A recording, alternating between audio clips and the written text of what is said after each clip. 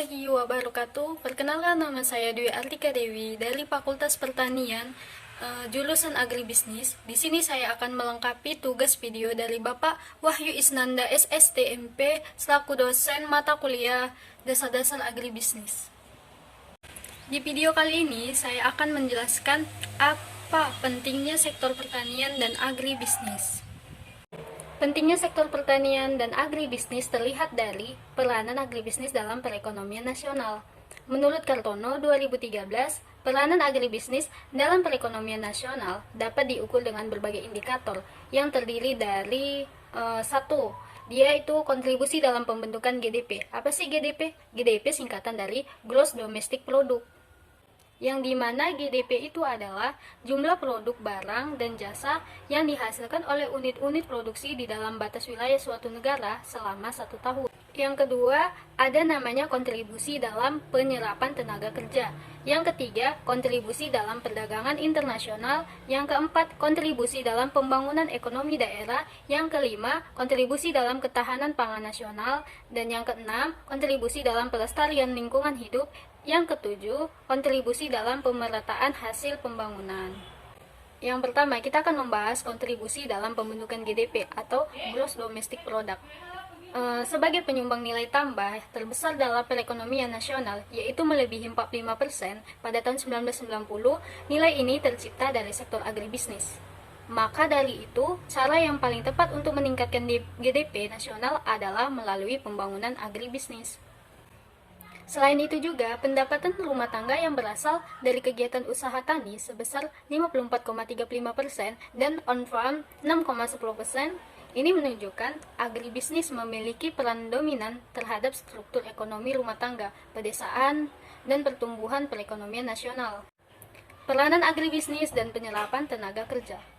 Pada tahun 2020, tenaga kerja di sektor agribisnis sebesar 29,76% atau setara dengan 38,23 juta orang. Hal ini menunjukkan bahwa agribisnis mampu untuk meningkatkan kesempatan kerja dan berusaha. Yang ketiga, ada namanya peran agribisnis dalam perdagangan internasional. Apa-apa aja sih perannya? Yaitu 1.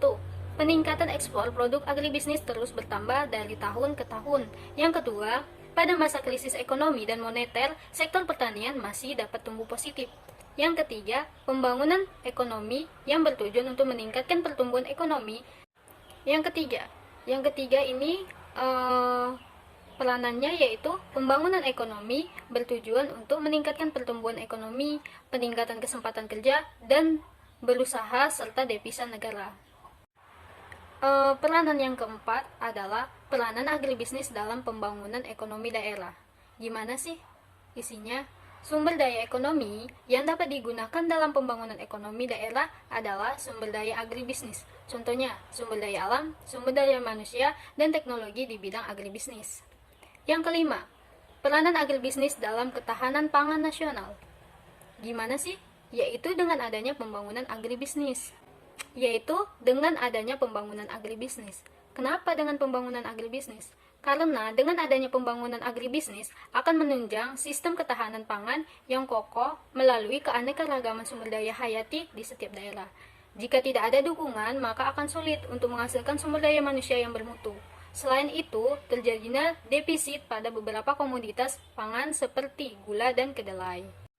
Yang keenam, peranan agribisnis dalam pelestarian lingkungan hidup. Apa-apa aja peranan agribisnis dalam pelestarian lingkungan hidup? Yaitu 1. Membuka kesempatan ekonomi yang luas di setiap daerah. Yang kedua, adanya perkebunan yang efektif dalam mengurangi emisi karbon. Yang ketiga, pembangunan agribisnis menghasilkan produk yang biodegradable, yaitu mengurangi produk-produk kimia. Yang keempat, menghasilkan nilai tambah yang dapat mengurangi tekanan sumber daya dan lingkungan hidup. Yang ketujuh adalah kontribusi dalam pemerataan hasil pembangunan. Pemerataan pembangunan sangat ditentukan oleh teknologi yang digunakan dalam menghasilkan output nasional. Untuk mewujudkannya, kita harus menggunakan teknologi produksi output nasional yang menggunakan sumber daya, yaitu agribisnis. Kedudukan agribisnis dalam perekonomian nasional. Apa sih kedudukan agribisnis dalam perekonomian nasional?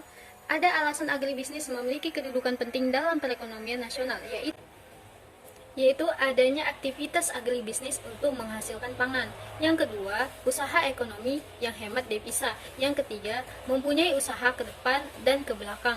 Yang keempat, kultur masyarakat masih bersifat agraris. Kenapa masih bersifat agraris? Karena negara kita mata pencarian utamanya adalah petani atau bertani. Yang keempat, ketersediaan lahan yang masih cukup dan belum optimal. Yang kelima itu ketersediaan lahan masih cukup besar, tetapi belum optimal. Kontribusi terhadap PDB juga cukup besar. Tantangan agribisnis. Tantangan pembangunan pertanian berkaitan dengan lingkungan strategis. Lingkungan strategis itu lingkungan dalam negeri dan global. Kalau dilihat dari lingkungan strategis atau dalam negeri, itu seperti di satu pihak adanya upaya pemulihan dan pertumbuhan ekonomi nasional. Sedangkan di lain pihak dihadapkan pada kemampuan pembiayaan pemerintah yang terbatas. Selain itu, ada pula kondisi usaha pertanian pada dualisme pelaku pembangunan, yaitu pertanian rakyat tradisional, yaitu pertanian rakyat berskala kecil dan pertanian modern berskala komersial. Meningkatkan peranan agribisnis berskala kecil dengan memaksimalkan keunggulan-keunggulan seperti relatif tidak memerlukan banyak modal investasi. Yang kedua, usaha agribisnis kecil dapat cepat menyesuaikan diri. Yang ketiga, usaha agribisnis memiliki tenaga-tenaga penjualan dan wirausaha yang telah ditempa secara alami.